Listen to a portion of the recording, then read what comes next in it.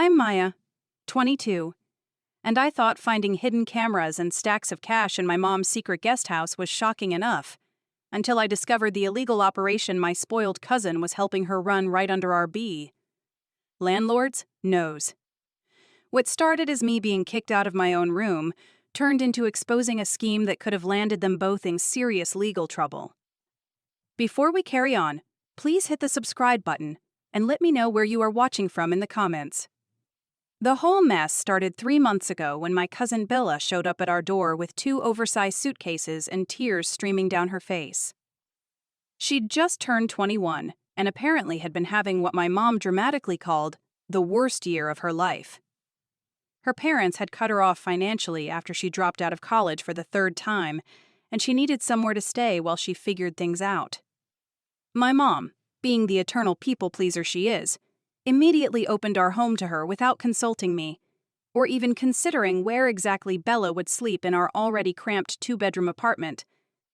That's when my mom delivered the news that would change everything. "Maya, sweetie, you're going to need to give Bella your room for a while. She's been through so much trauma this year, and she needs the privacy and comfort of having her own space to heal properly." The way she said it wasn't a request or even a discussion.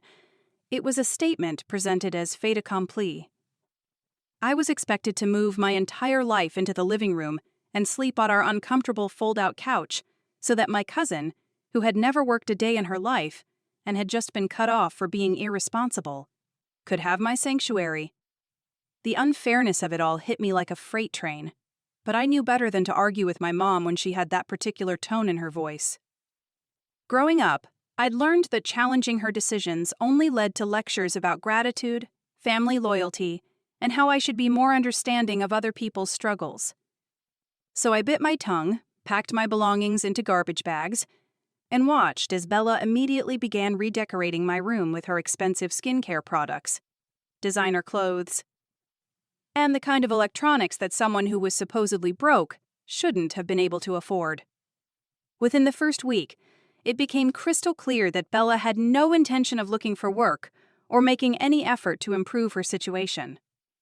She slept until noon every day, ordered takeout with money that materialized from seemingly nowhere, and spent her afternoons getting her nails done or shopping for clothes she definitely couldn't afford, on unemployment benefits.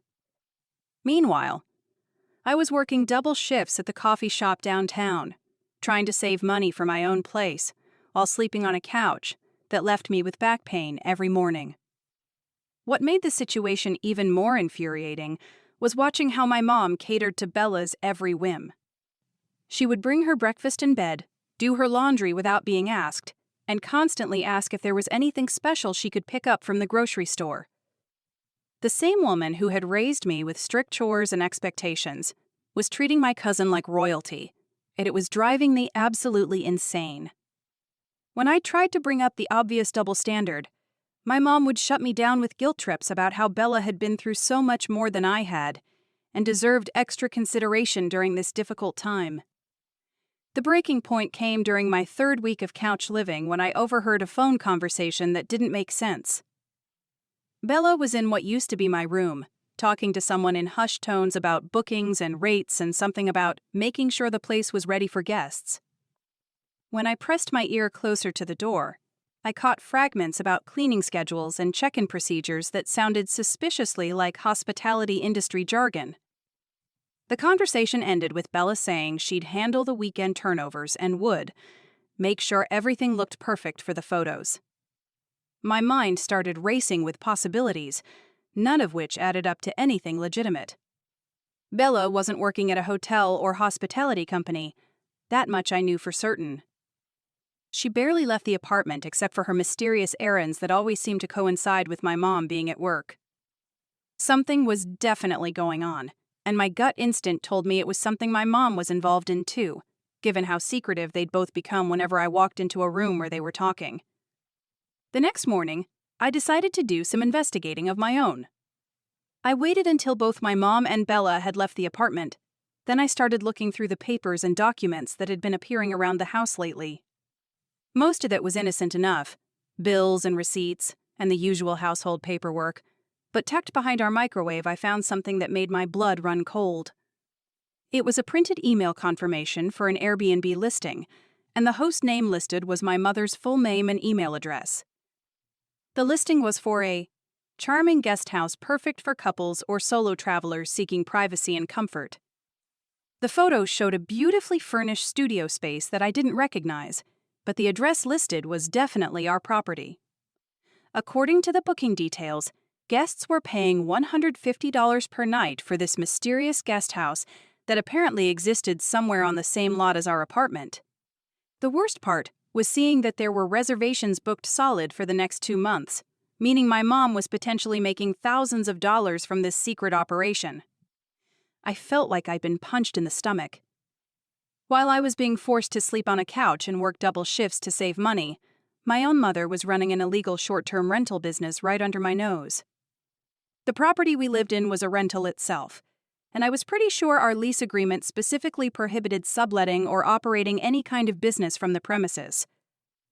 What my mom was doing wasn't just dishonest, it was potentially illegal and could get our entire family evicted if the landlord found out. But where exactly was this mysterious guest house? I'd lived in this apartment for 3 years and thought I knew every inch of the property. Our building was a converted Victorian house that had been split into 4 separate units, and we rented the ground floor apartment. There was a shared backyard that all the tenants could use, but I'd never noticed any additional structures that could house paying guests. The only thing back there was an old gardening shed that the landlord had told us was off-limits because it contained maintenance equipment and electrical panels. That's when it hit me like a lightning bolt. The shed wasn't just a storage space. It had been converted into a livable unit without any of the tenants knowing about it. My mom had somehow gained access to it, fixed it up, and turned it into her own private money-making scheme. The audacity of it was breathtaking, especially considering she was making me give up my room for Bella while secretly profiting from illegal rentals just steps away from where I was sleeping on an uncomfortable couch. Every night. I needed to see this place for myself and figure out exactly what my mom and cousin were up to. The next afternoon, when I knew they'd both be out for several hours, I grabbed a flashlight and headed to the backyard. The shed looked exactly the same from the outside, weathered wood siding and a door that appeared to be locked with a simple padlock. But when I examined it more closely, I realized the padlock was just for show. It wasn't actually securing anything and came right off when I lifted it. The moment I opened that door, I couldn't believe what I was seeing. The interior had been completely transformed into a stylish studio apartment that looked exactly like the photos from the Airbnb listing. There was a queen-sized bed with expensive linens, a small kitchenette with granite countertops, a bathroom with a rainfall shower, and furniture that probably cost more than I made in 6 months. Everything was spotlessly clean and arranged like a high-end hotel room, complete with welcome amenities and a guest information binder sitting on the nightstand. But as impressive as the transformation was, what really caught my attention were the things that definitely shouldn't have been in a legitimate rental property.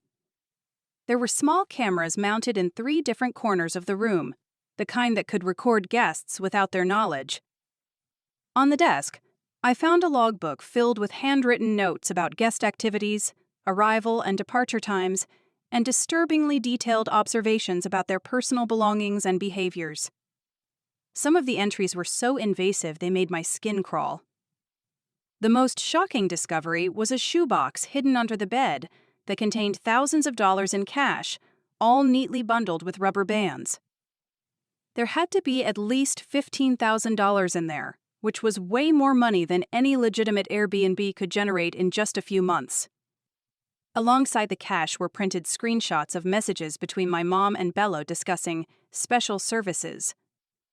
They could offer certain guests for additional fees, services that sounded suspiciously like they were operating some kind of illegal escort or prostitution ring, using the guest house as their base of operations. I felt sick to my stomach reading through their communications. They were discussing which guests seemed like they might be interested in extra companionship and how much they could charge for different types of personalized experiences. Some of the messages included photos that I definitely didn't want to see. images that confirmed my worst suspicions about what kind of business they were really running. This wasn't just an illegal rental situation, it was something much darker and more dangerous. The final piece of evidence that sealed their fate was a folder containing copies of fake permits and forged documentation claiming the guest house had been approved for short-term rentals. My mom had apparently created an entire paper trail of fraudulent paperwork to make her operation look legitimate, including fake inspection certificates and bogus business licenses. The level of premeditation and deception was staggering, especially coming from someone who had raised me to always tell the truth and follow the rules. I knew I had to act fast before they discovered I'd found their secret operation. Using my phone, I photographed everything I could find: the cash, the fake documents, the disturbing logbook entries, the camera equipment, and the incriminating messages between my mom and Bella. I also took screenshots of the Airbnb listing and all the reservation confirmations I could access from the computer they'd hidden in the guest house. The evidence was overwhelming and painted a clear picture of an illegal operation that had been going on for months, right under everyone's noses. But I wasn't just going to report them to the authorities and call it a day. If my mom thought she could force me out of my own room while secretly making thousands of dollars from illegal activities, she was about to learn that two could play that game. I decided to move into the guest house myself and see how long it would take them to notice their perfect little setup had been compromised. After all, if guests were paying $150 a night to stay there, it had to be more comfortable than the couch I'd been sleeping on for weeks. That night, after my mom and Bella had gone to bed, I quietly gathered my most important belongings and moved them into the guest house. The bed was incredibly comfortable, probably the nicest I'd ever slept in, and having my own private space again felt like a luxury I'd forgotten existed. I set up my laptop on the desk where I'd found all their illegal paperwork and started organizing the evidence I'd collected into a comprehensive folder that would make it impossible for them to deny what they'd been doing. The next morning, I woke up feeling more rested than I had in weeks. I made myself coffee using their expensive espresso machine and took a long, hot shower in the beautifully tiled bathroom they'd installed. It was surreal knowing that I was essentially living in the scene of their crimes, surrounded by evidence of their illegal activities, while enjoying the comfortable accommodations they'd created for their unsuspecting guests. I spent the morning researching our landlord's contact information and the proper procedures for reporting illegal subletting and business operations on rental properties. I also looked into the legal implications of the surveillance equipment and the fake documentation I'd discovered. What my mom and Bella were doing wasn't just a violation of their lease agreement. It was multiple felonies that could result in serious jail time if prosecuted to the full extent of the law. Around noon, I heard voices outside the guest house and realized my mom and Bella were in the backyard, probably doing maintenance or preparing for the next batch of guests. I listened to their conversation through the thin walls and learned that they had people scheduled to check in that afternoon, which meant they'd discover my presence soon enough. The anticipation was killing me, but I wanted to see their faces when they realized their perfect little scheme had been exposed. Sure enough, around 2 o'clock, I heard the distinctive sound of the door handle turning, followed by complete silence. Then Bella's voice, high-pitched and panicked, calling for my mom to come quickly. I could hear them whispering frantically outside, probably trying to figure out how I'd found the place and what exactly I knew about their operation. After about 10 minutes of hushed conversation, my mom finally worked up the courage to knock on the door. Sweetheart, can you please come out here so we can talk about this like adults?" Her voice was strained, the fake sweetness barely masking her panic. I took my time getting dressed and gathering my laptop before opening the door to face them. The looks on their faces were priceless, a mixture of guilt, fear, and barely contained rage that told me everything I needed to know about how screwed they knew they were. "So," I said calmly, "this is where you've been making all that money while forcing me to sleep on the couch. Interesting business model you've got here." My mom started to stammer some explanation about how it wasn't what I thought and how they were just trying to make ends meet, but I cut her off before she could launch into her usual guilt-tripping routine. Save it, Mom. I've seen everything. The cameras, the cash, the fake permits, the logbook where you've been spying on guests, and those really disturbing messages about the special services you and Bella have been offering. This isn't just about renting out a room. You're running multiple illegal operations that could land both of you in prison. Bella tried to jump in with her own version of events, claiming she was just helping my mom with cleaning and maintenance, but I'd read enough of their communications to know she was lying through her teeth. Bella, I have screenshots of you discussing rates for extra companionship and talking about which guests might be interested in personalized experiences. Don't insult my intelligence by pretending you're just the cleaning lady. The conversation devolved into exactly what I'd expected, with my mom trying to manipulate me into keeping quiet by appealing to family loyalty, and Bella attempting to minimize her involvement while throwing my purr. Mom under the bus. Neither of them seemed to grasp the seriousness of what they'd been doing or the legal consequences they were facing. They were more concerned about their revenue stream being disrupted than about the fact that they'd been committing felonies. Here's what's going to happen, I told them. I'm staying in this guest house until I can afford my own place, which shouldn't take long considering I won't be paying rent on an illegal operation. You're going to cancel all future bookings immediately. Start the process of shutting down this whole scheme before it gets any worse. And if you try to kick me out or retaliate against me in any way, I'll send all the evidence I've collected to the landlord, the police, and the IRS. My mom's face went white when I mentioned the IRS.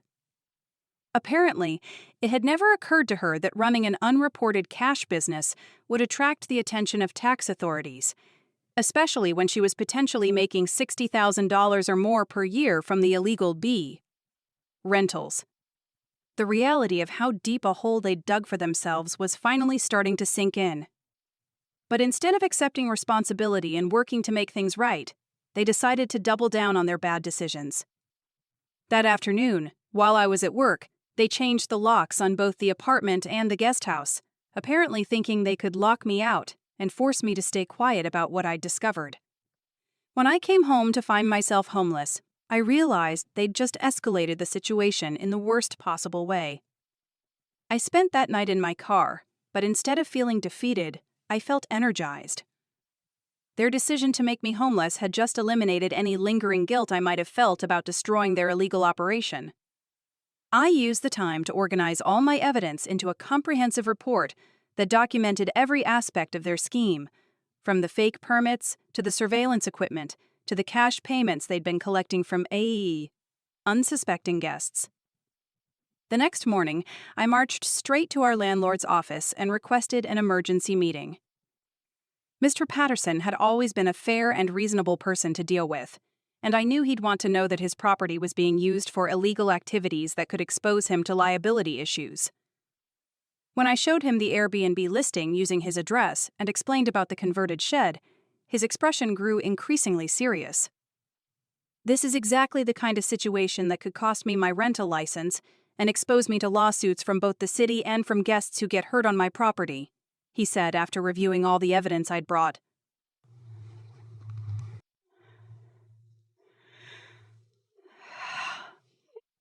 I had no idea they'd converted that storage shed into living space, and they definitely don't have permission to operate any kind of business from the premises.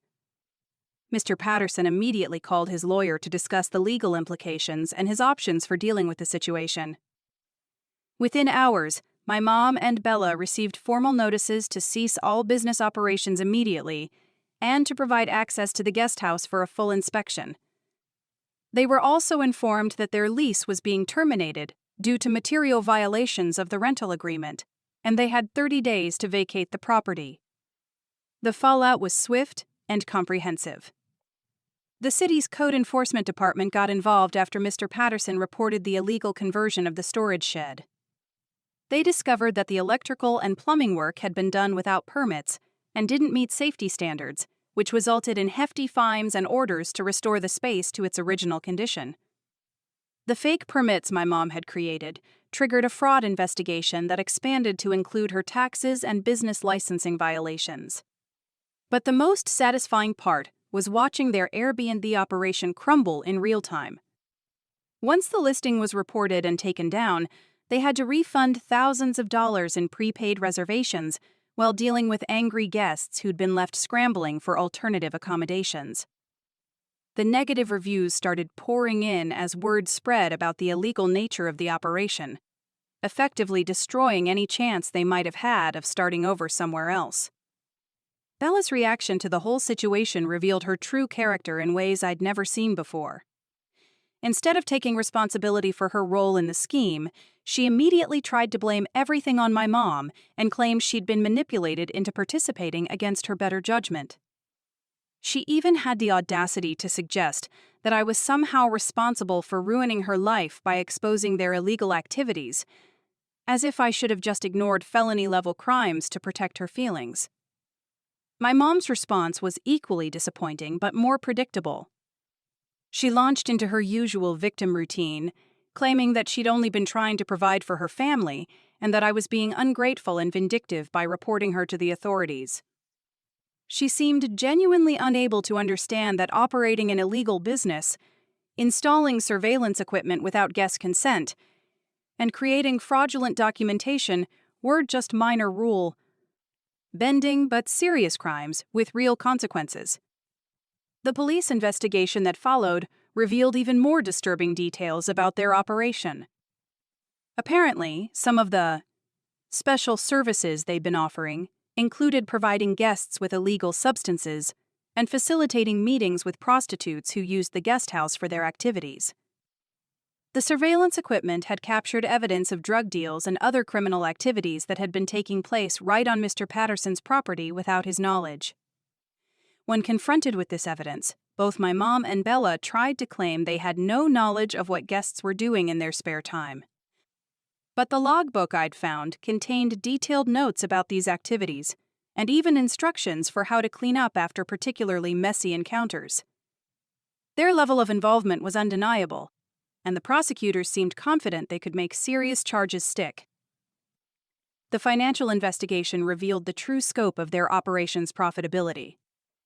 Over the 8 months they'd been running the illegal Airbnb, they'd collected over $70,000 in rental fees, plus additional thousands from their special services and surcharges for things like late checkouts and extra cleaning. None of this income had been reported to the IRS, creating a massive tax liability that would follow them for years, even after the criminal charges were resolved. But perhaps the most shocking discovery was that this wasn't their first venture into illegal hospitality activities. The investigation uncovered evidence that they'd been running similar operations in 2 other cities over the past few years, always staying just long enough to make substantial profits before moving on when things got too risky. I wasn't just dealing with a desperate mom trying to make ends meet. I was dealing with experienced criminals who had turned illegal short-term rentals into their primary source of income. The trial preparation process gave me insights into just how elaborate their scheme had been. They'd created fake identities to open business accounts, forged relationships with suppliers who provided the furniture and amenities for their illegal rentals, and even developed a network of people who would leave fake positive reviews to boost their listings' credibility. The level of organization and premeditation involved made it clear that this was a sophisticated criminal enterprise, not just a misguided attempt to earn extra income. During this whole process, I had to find somewhere to live since I was now effectively homeless, thanks to their retaliation. Ironically, the evidence I provided to the landlord had made me a valuable witness in his own legal proceedings against my mom and Bella. So he offered to let me stay in one of his other properties at a reduced rate until I could get back on my feet. The apartment was smaller than what I was used to, but having my own space again after months of chaos felt like the greatest luxury in the world. The most difficult part of the whole experience was dealing with the family fallout. My extended family initially sided with my mom, claiming I was being vindictive and should have handled the situation privately instead of involving law enforcement. But as more details about the illegal operation came to light, including the surveillance footage of criminal activities and the evidence of tax evasion, Even my most loyal relatives began to distance themselves from my mom and Bella. The legal proceedings dragged on for months, with my mom and Bella trying every possible defense strategy to minimize their culpability. They claimed they were victims of circumstances, that they'd been misled by people who promised their activities were legal, and that the surveillance equipment had been installed by previous tenants without their knowledge. None of these defenses held up under scrutiny, especially when prosecutors presented the detailed logs and communications that clearly showed their active participation in planning and executing the illegal operation. The financial consequences extended far beyond the criminal penalties.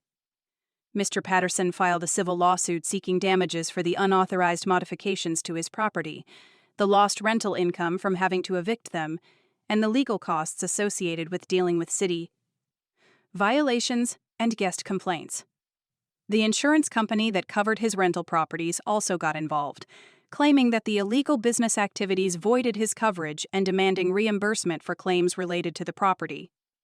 Meanwhile, several of the guests who had stayed in the illegal guest house filed their own lawsuits after discovering they'd been secretly recorded during their stays. The violation of privacy represented a serious legal liability that could result in substantial monetary judgments against both my mom and Bella. Some of the guests were particularly upset after learning that their personal information had been used for purposes beyond what they'd consented to when booking their accommodations. The ripple effects of their criminal activities seemed to expand every week as more people came forward with complaints and additional evidence. Former cleaning staff reported being asked to install hidden cameras and collect personal information about guests. Neighbors reported suspicious activities they'd witnessed, but hadn't reported because they assumed it was legitimate business activity. Even some of my mom's co-workers came forward with information about how she'd been recruiting people to help with her illegal operation. 6 months after I first discovered the guest house, my mom and Bella finally accepted plea agreements that would spare them the uncertainty of going to trial. My mom was sentenced to 18 months in prison, followed by 3 years of probation, while Bella received 12 months in prison and 2 years of probation due to her lesser role in the operation. They were also ordered to pay substantial restitution to all the victims, including the landlord, the guests, and the tax authorities. The financial restitution alone was enough to bankrupt both of them for years to come. Between the back taxes, penalties, legal fees, and civil judgments, they owed well over $200,000 to various parties. The cash I'd found hidden in the guest house was seized as evidence and eventually distributed among the victims, but it represented only a fraction of what they ultimately owed. Bella's parents, who had cut her off financially months earlier, refused to help with her legal expenses or restitution payments. They'd apparently learned about her criminal activities through news coverage of the case and were mortified that their daughter had been involved in such serious illegal behavior. The tough love approach they'd taken by cutting off her financial support had been the right decision, even though it had indirectly led to her involvement in my mom's criminal scheme. The personal cost of exposing their operation was something I hadn't fully anticipated when I first decided to report them to the authorities. Losing my relationship with my mom was painful, even though I knew I'd made the right decision. She continued to blame me for destroying her life even after accepting the plea agreement, claiming that I could have just talked to her privately instead of involving law enforcement and ruining everything. But the alternative would have been to become complicit in ongoing criminal activities that were harming innocent people and exposing everyone involved to serious legal consequences. The guests who stayed in that guest house had a right to privacy and safety, but my mom and Bella had violated in the worst possible ways. The landlord had a right to control how his property was used and to avoid legal liability from unauthorized business activities.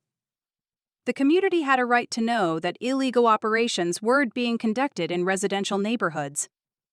The investigation also revealed how many other people had been affected by their activities beyond just the immediate victims. The illegal electrical and plumbing work in the guest house had created safety hazards that could have resulted in fires or injuries. The unreported income had deprived the community of tax revenue that supported schools, roads, and public services. The fake permits and documentation had undermined the regulatory systems designed to protect public safety and ensure fair business practices. In the end, my decision to expose their illegal operation had protected far more people than just myself, even though it had come at considerable personal cost. The short-term rental industry relies on trust between hosts and guests, and operations like the one my mom and Bella were running undermine that trust for everyone.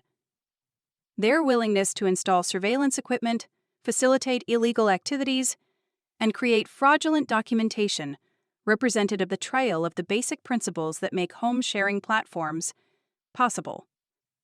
The experience taught me valuable lessons about family loyalty versus moral responsibility that I'll carry with me for the rest of my life. There's a difference between supporting family members through difficult times and enabling them to harm other people through illegal activities. My mom had crossed that line when she decided to build her financial security on a foundation of fraud, privacy violations, and tax evasion that put multiple innocent parties at risk. Looking back, I realized that my mom's decision to force me out of my room for Bella wasn't just about favoritism or poor judgment.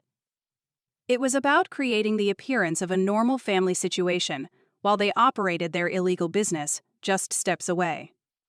Having me sleep on the couch in the main apartment provided cover for their activities in the guest house and reduced the chances that I'd discover what they were really doing. In a way, I was being used as an unwitting accomplice to provide legitimacy to their criminal enterprise. The most satisfying aspect of the whole situation was knowing that justice had been served and that future potential victims would be protected from similar schemes. The criminal convictions and civil judgments sent a clear message that this type of illegal activity wouldn't be tolerated, regardless of the perpetrator's personal circumstances or family relationships. The financial consequences ensured that neither my mom nor Bella would have the resources to start similar operations anytime soon. Today, almost a year after I first discovered that guest house, I'm living in my own apartment that I can afford without needing to work double shifts or sacrifice my privacy. The experience of standing up to my mom and Bella when they were clearly in the wrong gave me confidence in my own judgment and moral compass that has served me well in other areas of my life. I learned that doing the right thing isn't always easy or comfortable, but it's always worth it in the long run. The legal proceedings finally concluded last month when the last of the civil cases was settled. My mom will be eligible for parole in a few more months, but she'll be dealing with the financial consequences of her criminal activities for years to come. Bella was released from prison 2 months ago and has moved back in with her parents, who are apparently supervising her very closely to prevent any future involvement in illegal activities. I haven't spoken to either of them since the day they tried to lock me out of both the apartment and the guest house, and I don't expect that to change anytime soon.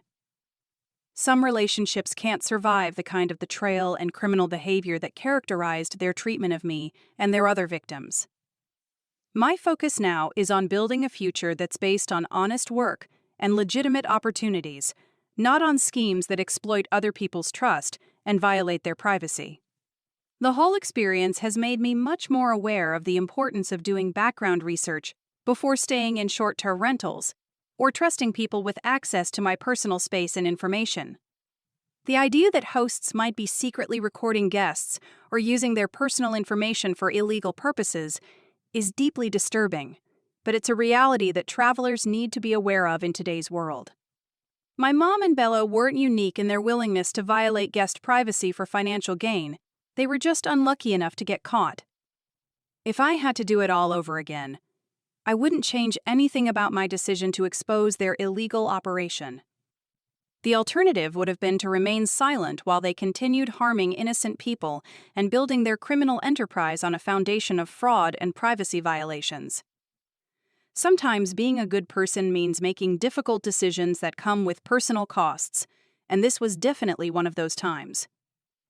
The evidence I collected and provided to authorities ultimately protected dozens of potential future victims from being secretly recorded, overcharged, or exposed to dangerous conditions in illegally converted living spaces. It also helped ensure that legitimate short-term rental hosts wouldn't have to compete with operators who were cutting corners on safety, taxes, and basic ethical standards.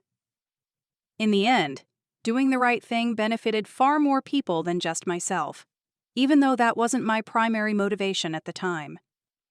My advice to anyone who finds themselves in a similar situation is to trust their instincts and prioritize protecting innocent people over maintaining family relationships built on criminal behavior. It's never easy to report family members to authorities, but enabling ongoing illegal activities that harm others is ultimately more damaging to everyone involved. The short-term discomfort of doing the right thing is always preferable to the long-term consequences of becoming complicit in criminal behavior.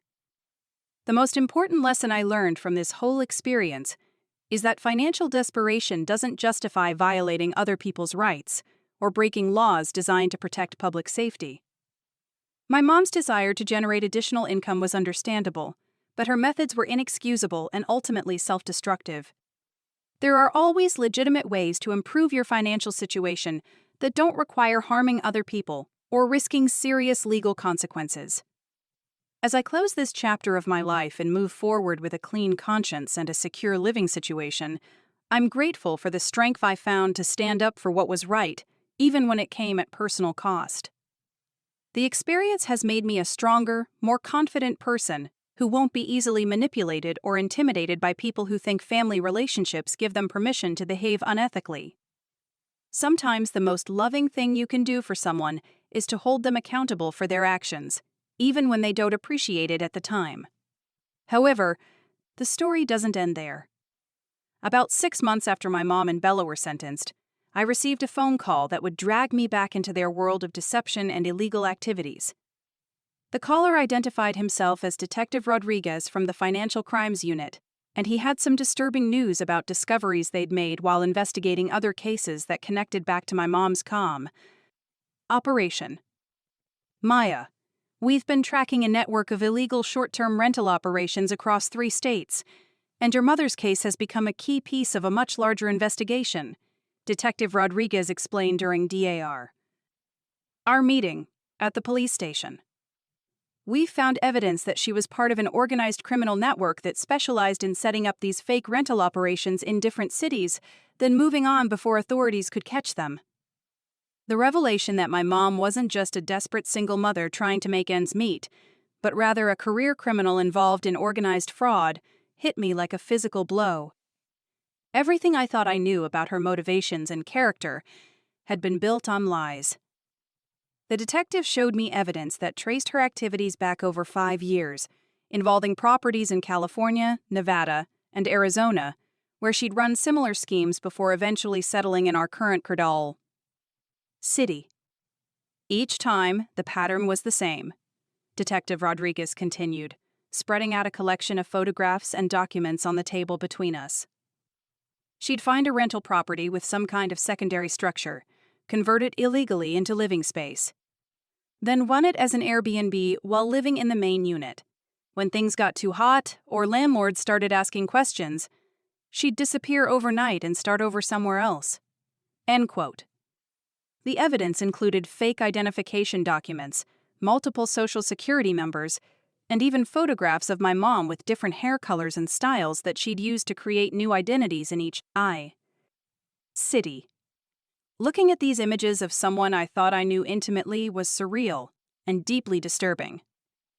The woman who had raised me, who had lectured me about honesty and integrity throughout my childhood, had been living a double life as a professional criminal for years. But the most shocking revelation was yet to come. Detective Rodriguez pulled out a thick folder labeled with my name and slid it across the table. Maya, we have reason to believe that your mother has been using your identity for some of these operations. Your Social Security number appears on several business registrations and tax documents related to illegal rental properties in other states. My blood ran cold as I opened the folder and saw my personal information attached to business licenses, bank accounts, and tax filings that I had never authorized or even known about. My mom had been committing identity theft against her own daughter, using my clean credit history and lack of criminal record to establish her illegal operations while I was completely unaware of what was happening. This means you could be held liable for tax debts, business violations, and other legal issues related to these operations, the detective explained. We're working to clear your name, but you'll need to file identity theft reports and work with various agencies to clean up the damage she's done to your credit and legal standing. The scope of the cleanup process was overwhelming. I had to contact credit reporting agencies, the IRS, state tax authorities in multiple states, and various business licensing departments to report the identity theft and request that my information be removed from fraudulent filings. Each agency required different forms of documentation and proof that I hadn't authorized the use of my personal information for these illegal activities. The financial impact was immediate and severe. My credit score had been destroyed by unpaid business debts and tax liens that had been filed under my name in connection with my mom's illegal operations. I was denied for an apartment rental, a car loan, and even a credit card because of the extensive negative information that appeared on my credit report. The life I was trying to rebuild was being undermined by crimes I didn't even know had been committed in my name. Working with the identity theft recovery specialists became a full-time job in itself. I had to provide detailed documentation of my whereabouts and activities during the time periods when my identity was being used for illegal operations in other states. Fortunately, my employment records, school transcripts, and other official documents clearly showed that I had been living and working in our current city during the times when businesses were being registered in my name, hundreds of miles away. The investigation also revealed that Bella had been involved in my mom's operations for much longer than anyone had initially realized. She hadn't just been helping with the local guesthouse operation. She had been traveling with my mom to different cities and helping establish new illegal rental properties under various fake identities. Her claims about having a rough year and needing temporary help were completely fabricated. She was actually an experienced criminal who had been working with my mom for at least 2 years. Detective Rodriguez showed me surveillance footage from hotels and rental properties in other states that clearly showed Bella and my mom working together to install hidden cameras, falsify guest registration information, and collect cash payments that were never reported to tax authorities. In some cases, they had been running multiple illegal properties simultaneously in the same city, maximizing their profits while minimizing their exposure to detection. Your cousin was actually the one who suggested using your identity for some of these operations, the detective revealed. We have recorded phone conversations where she specifically recommended using family members' personal information because it would be less likely to trigger fraud alerts or background checks. Learning that Bella had actively suggested using my identity for criminal purposes was perhaps the most painful betrayal of all. Not only had she been lying about her circumstances and exploiting my mom's generosity, she had specifically targeted me as a victim of identity theft. The cousin I had grown up with, who I had considered family despite her spoiled behavior, had coldly calculated that my clean record and good credit would be valuable tools for their criminal enterprise. The recorded conversations between my mom and Bella revealed the true nature of their relationship and their attitudes toward their victims. They discussed their illegal activities with casual indifference to the harm they were causing, referring to guests as marks and landlords as easy targets who were too trusting to properly monitor their properties. They even joked about how naive I was for not suspecting what they were doing right under my nose. But perhaps most disturbing were the conversations about their long-term plans. They weren't intending to stop their illegal operations after making a certain amount of money or reaching some financial goal. Instead, they were planning to expand their network to include more family members and friends, using their identities to establish even more illegal rental properties across the country. I was just the first victim in what was intended to be a much larger identity theft scheme.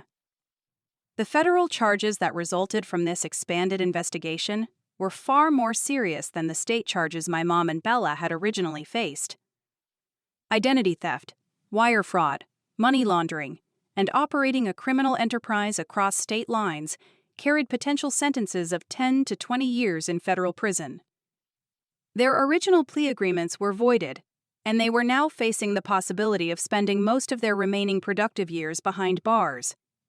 The impact on the extended family was devastating as detectives began investigating whether other relatives had been victims of identity theft or had unknowingly facilitated the criminal operations. My aunt discovered that her Social Security number had been used to open business bank accounts in Nevada, while my grandfather's name appeared on fake rental agreements in California. The web of deception had touched virtually every member of our family in some way. The psychological toll of discovering that my entire family history was built on lies and criminal activity was something I hadn't anticipated. Every memory I had of my mom's unexplained absences, sudden moves, or periods of unusual financial prosperity now had a different and disturbing explanation. What I had attributed to hard work or good luck was actually the result of ongoing criminal activity that had been funded by victimizing innocent people. Therapy became essential for processing the complex emotions of betrayal, grief, and anger that accompanied these revelations. Learning that someone you love and trust has been using your identity for criminal purposes creates a unique type of trauma that goes beyond ordinary family conflicts. The person who was supposed to protect me had instead turned me into a victim of her crimes, violating the most basic trust between parent and child. The legal process of clearing my name and repairing the damage to my credit and reputation took over a year and cost thousands of dollars in legal fees, even with the assistance of law enforcement agencies. Every fraudulent account had to be disputed individually. Every false business registration had to be challenged through different bureaucratic processes, and every tax lien had to be removed through separate polco. Legal proceedings. During this time, I also had to deal with the ongoing investigation as prosecutors built their case against my mom and Bella for the federal charges. This meant providing testimony, reviewing evidence, and reliving the traumatic discovery of their illegal operations multiple times as the case progressed through the court system. The emotional exhaustion of constantly revisiting these events was almost as difficult as the practical challenges of identity theft recovery. The media attention that accompanied the federal case was another unexpected challenge. The story of a mother and daughter team running illegal rental properties while committing identity theft against family members attracted significant local and national news coverage. My privacy was invaded as reporters tried to interview me about my experiences, and I had to be careful about what information I shared publicly to avoid compromising the ongoing investigation. The trial revealed even more disturbing details about the scope and sophistication of their criminal operations. They had developed relationships with corrupt contractors who would perform illegal renovations without permits, created networks of fake reviewers who would boost their rental listings, and even established connections with other criminal enterprises that used their properties for money laundering and drug distribution. The prosecution presented evidence that my mom and Bella had earned over $300,000 from their illegal operations across multiple states, none of which had been reported to tax authorities. The tax evasion alone represented a federal crime punishable by significant prison time, even without considering the other charges related to fraud, identity theft, and racketeering. But the most damaging evidence came from their own communications, which revealed their complete lack of remorse and their intention to continue their criminal activities indefinitely. Text messages between them discussed plans to involve more family members, expand into new states, and develop even more sophisticated methods for avoiding detection by law enforcement and regulatory agencies. The sentencing hearing was particularly difficult because it required me to provide a victim impact statement describing how their crimes had affected my life. Standing in a federal courtroom and detailing the financial, emotional, and psychological damage caused by my own mother's criminal activities was one of the hardest things I've ever had to do. The judge listened carefully to my statement and acknowledged the unique betrayal involved when family members commit identity theft against their own relatives.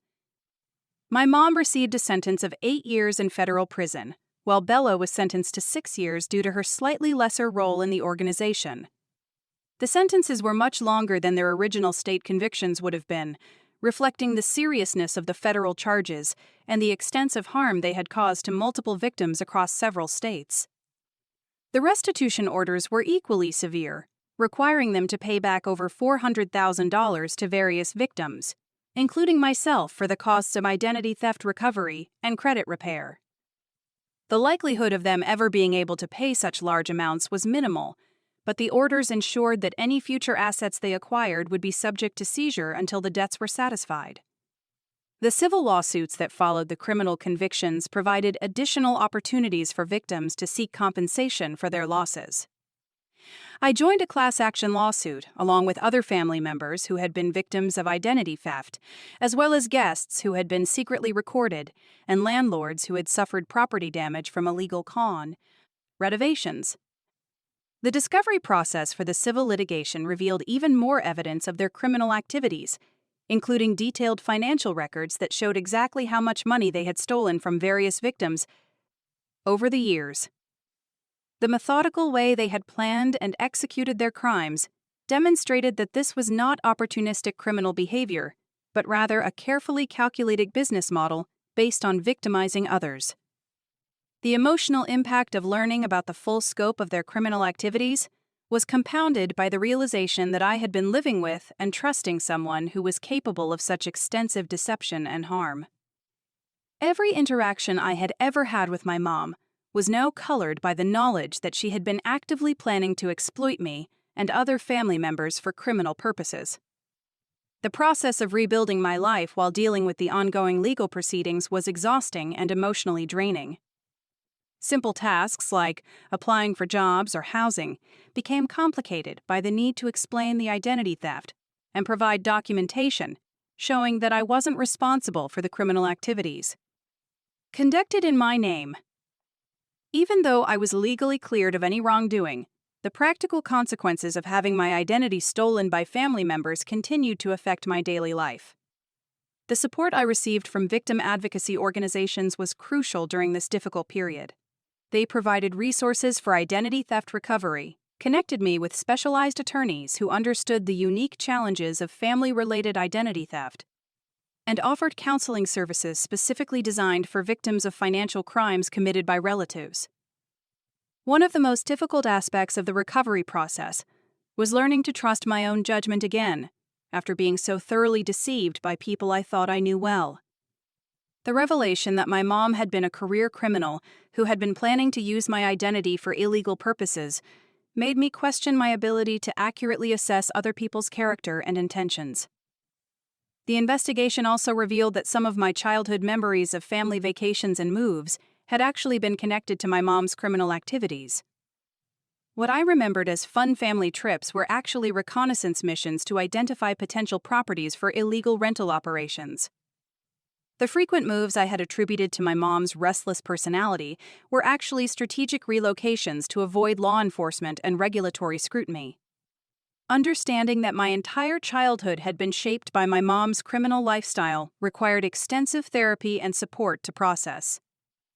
The grieving process was complicated by the fact that the person I was mourning wasn't actually dead, but rather had never existed in the form I thought I knew. The loving, hard-working mother I remembered was largely a fabrication designed to hide her true identity as a career criminal. The impact on my relationships with other family members was also significant. Some relatives struggled to believe that my mom could have been involved in such extensive criminal activities, while others felt guilty about not recognizing the signs of her illegal behavior. Family gatherings became awkward and strained, as everyone processed the revelations about someone they thought they knew well. The financial recovery process was slow and frustrating, involving endless paperwork and bureaucratic procedures that had to be repeated for each fraudulent account or false business registration. Even with legal assistance and support from law enforcement agencies, clearing my name and repairing my credit took over 18 months and cost more than $15,000 in legal fees and related DA expenses. The experience taught me valuable lessons about the importance of regularly monitoring my credit reports and financial accounts for signs of unauthorized activity. Identity theft by family members is particularly difficult to detect because the perpetrators have access to personal information and can monitor their victims' activities to avoid triggering fraud alerts or suspicion. Today, More than 2 years after the initial discovery of the guesthouse operation, I'm finally beginning to feel like I've reclaimed my life and identity. The legal proceedings are mostly concluded, my credit has been largely restored, and I've developed healthy coping mechanisms for dealing with the ongoing psychological effects of the betrayal and identity theft. The most important lesson I learned from this experience is that criminal behavior often follows patterns that escalate over time if left unchecked. What started as a relatively small-scale illegal rental operation in our backyard was actually part of a much larger criminal enterprise that had been growing and becoming more sophisticated for years. By exposing their activities when I did, I potentially prevented them from victimizing many more people and causing even greater harm to our family. My decision to report their illegal activities, despite the personal cost and family disruption it caused, ultimately protected not just future victims, but also prevented my mom and Bella from continuing down a path that would have led to even more serious criminal charges and longer prison sentences. Sometimes the most loving thing you can do for someone is to stop them from continuing to harm themselves and others, even when they don't appreciate the intervention at the time. The experience has made me much more aware of the signs of financial fraud and identity theft, and I now volunteer with victim advocacy organizations to help other people who have been victimized by family members or trusted individuals. There's a unique type of trauma associated with discovering that someone you love has been systematically exploiting your trust and using your identity for criminal purposes. And specialized support is often necessary to process these complex emotions. Looking back, I'm grateful that I found the courage to expose their illegal activities when I did, even though I had no idea at the time how extensive their criminal enterprise actually was. The alternative would have been to remain complicit in ongoing criminal activities that were harming innocent people and using my own identity to facilitate increasingly serious crimes. The strength I developed through this experience has served me well in other areas of my life, giving me confidence to stand up for what's right even when it's difficult or unpopular. I learned that integrity isn't just about avoiding wrongdoing yourself, but also about refusing to enable or ignore wrongdoing by others, even when those others are people you love and care about.